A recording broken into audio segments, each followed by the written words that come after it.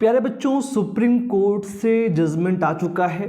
आप सबको पता है कि आज सुप्रीम कोर्ट में हियरिंग थी नीट 2024 स्कैम को लेकर, काउंसलिंग पे स्टे लगाने को लेकर और री नीट को लेकर। जिस बात का डर था वही हुआ।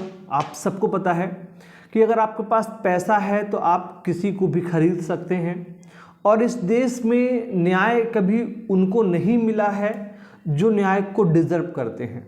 हमेशा से न्याय उनको मिला है जो करप्ट होते हैं। आप सबको पता है कि अभी कुछ दिन पहले इसी सुप्रीम कोर्ट ने सीएम अरविंद केजरीवाल को जेल से एक नया रूल बना के बाहर कर दिया था, लेकिन आज एक बार फिर से एनडीए जीत गया है और 24 लाख परिवार हार गए हैं।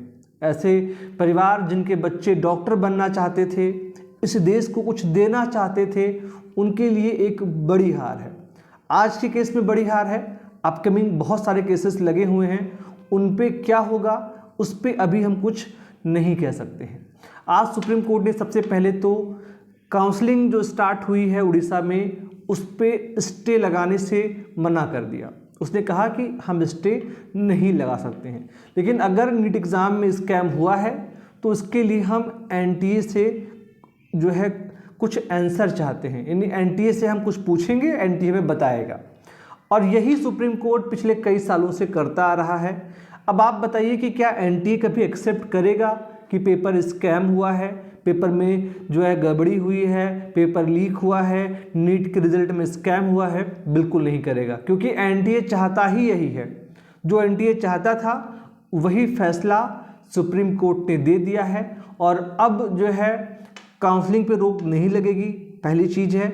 और एक बार अगर काउंसलिंग स्टार्ट हो गई, एमबीबीएस एडमिशन हो गया, बीडीएस एडमिशन हो गया, तो फिर रीनीट होने की संभावना 0% ही बचती है।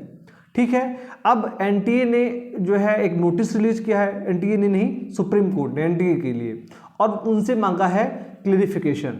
और आप सबको पता है कि एग्ज़ाम वाले दिन से एनटीए सिर्फ और सिर्फ मनगढ़ंत कहानियाँ बनाकर, झूठे आंकड़े देकर क्लेरिफिकेशन ही देता आ रहा है, और अब वही आंकड़े सुप्रीम कोर्ट को देगा और सुप्रीम कोर्ट फिर एनटीए के अकॉर्डिंग ही चलेगा।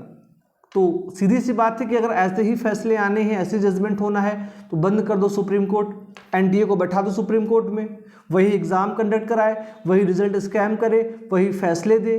क्या फ़ायदा है बच्चों को झूठी होप दिलाने का?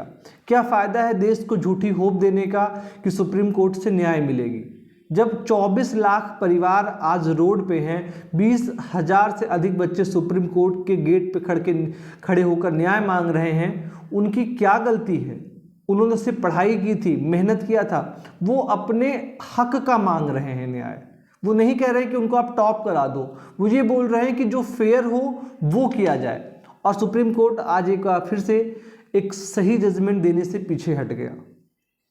फिलहाल के लिए आप सभी के लिए थी ये इम्पॉर्टेंट अपडेट। आगे देखते हैं क्या कुछ होता है। इस समय इतना ही। Thank you so much. जय हिंद।